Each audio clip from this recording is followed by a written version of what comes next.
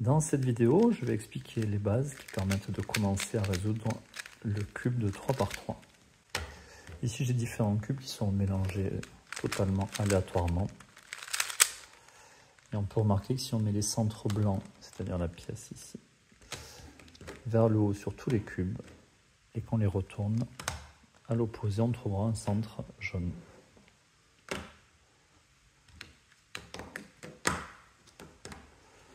Pourquoi? Parce que les centres dans les cubes sont des pièces qui sont totalement immobiles.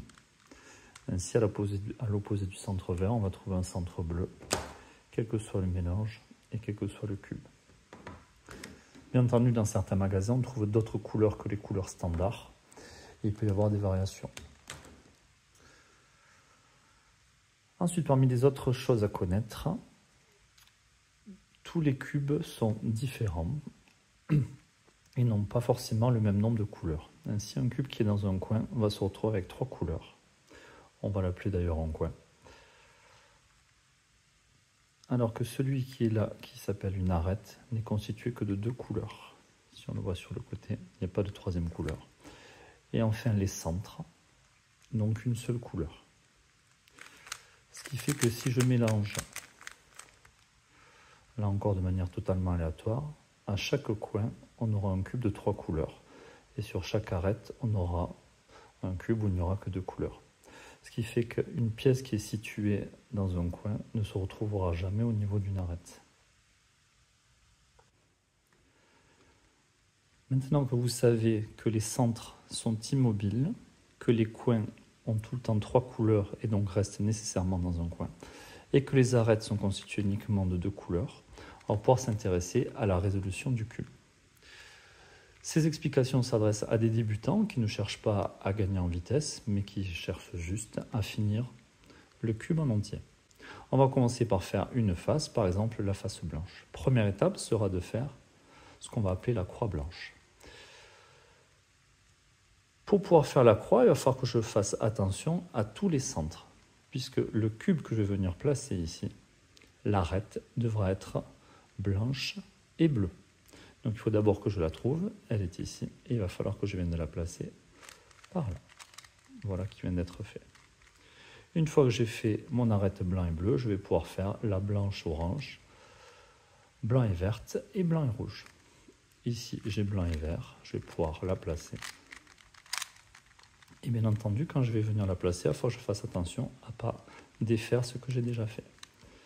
J'ai une partie de la croix, il me reste à faire l'autre partie. Ici, on a le blanc-orange et il ne nous reste plus qu'à placer le blanc et rouge. La première étape est terminée puisqu'on se retrouve avec la croix blanche. Je m'assure quand même que les centres correspondent bien. Maintenant que la croix blanche est terminée, je vais pouvoir passer à l'étape suivante qui consiste à finir la face blanche. Et donc il reste à placer les coins. On sait que dans les coins il y a 3 couleurs et sachant que les centres sont immobiles, il va falloir que dans ce coin-là, je place le coin qui a du blanc pour mettre ici, du bleu pour mettre ici, et du orange pour mettre ici. Il n'y a qu'un seul coin qui est blanc, bleu, orange. À nous de le trouver. Il est là. Il va falloir le faire venir juste ici. Une fois que j'ai fait ce coin, il ne me reste plus qu'à faire les 3 suivants.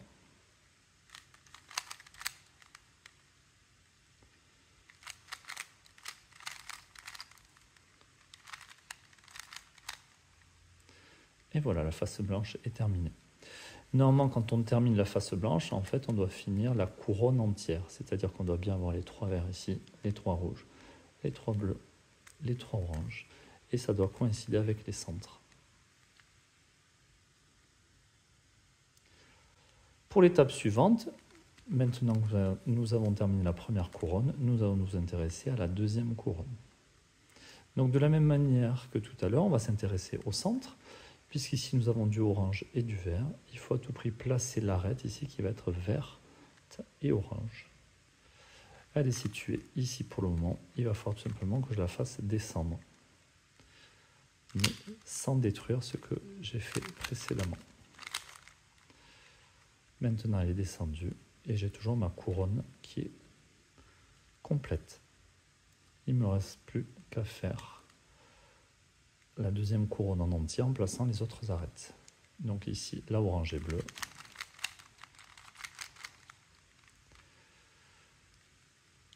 La rouge et verte qui va passer ici.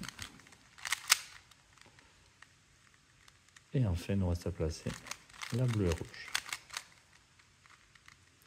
Après avoir fait la première face et la première couronne, on vient de terminer la deuxième couronne entière.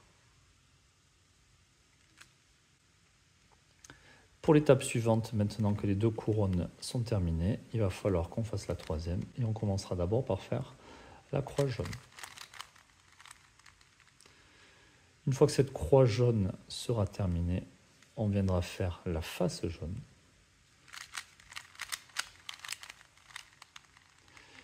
Et une fois que la face jaune sera terminée, on viendra tout simplement déplacer les cubes qui ne sont pas au bon endroit.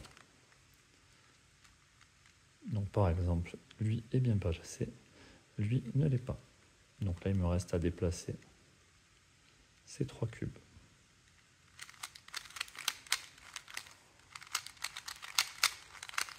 Voilà qui est fait. Je suis passé rapidement sur les différentes étapes, notamment les dernières étapes pour faire la dernière couronne, tout simplement quand je les expliquerai en détail dans les prochaines vidéos.